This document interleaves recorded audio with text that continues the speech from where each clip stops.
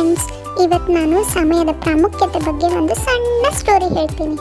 ಏನಂದರೆ, ಒಂದಿನ ರಾಹುಲ್ ಅಂತ ಒಬ್ಬ ಹುಡುಗ ಇರ್ತಾನೆ. ಅವನು ಯಾವಾಗಲೂ ಲೇಜಿ ಆಗಿರ್ತಾನೆ. ಅದಕ್ಕೆ ಅವರಪ್ಪ ಹೇಳ್ತಾರೆ, ಹೀಗೆಲ್ಲ ನೀನು ಸಮಯ ವೇಸ್ಟ್ ಮಾಡಬಾರ್ದು, ಅದು ಬಹಳ ಮುಖ್ಯ ಲೈಫ್ನಲ್ಲಿ.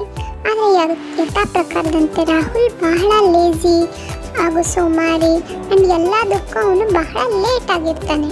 ಅದಕ್ಕೆ ಒಂದಿನ ಅವನ ಶಾಲೆಯಿಂದ ಅವನಿಗೆ ಫೋನ್ ಬರುತ್ತೆ, ಅದು ಅವನಿಗೆ ಪ್ರೈಸ್ ಸಿಕ್ಕಿದೆ ಅಂತ. ಅದಕ್ಕೆ ನೀವು ನಿಮ್ಮ ಬಹುಮಾನ ತಗೊಳ್ಳಿ, ನಾಳೆ ಬರಬೇಕು ಅಂತ ಹೇಳ್ತಾರೆ. ಆದರೆ ರಾಹುಲ್ ಏನು ಮಾಡ್ತಾನೆ, ಒಂದಿನ ಬಿಟ್ಟು ನಂತರ ಹೋಗ್ತಾನೆ.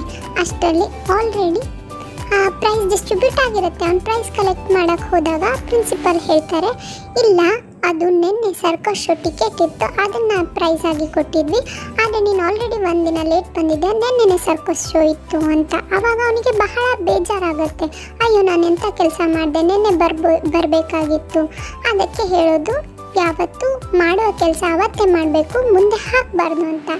ಅದರಿಂದ ಈ ಕಥೆಯಿಂದ ಏನು ತಿಳಿಯುತ್ತೆ ಅಂದರೆ, ಟೈಮ್ ಬಹಳ ಮುಖ್ಯ, ಸಮಯ ಬಹಳ ಮುಖ್ಯ. ಅದನ್ನು ಯಾವತ್ತೂ ನಾವು ವೇಸ್ಟ್ ಮಾಡಿ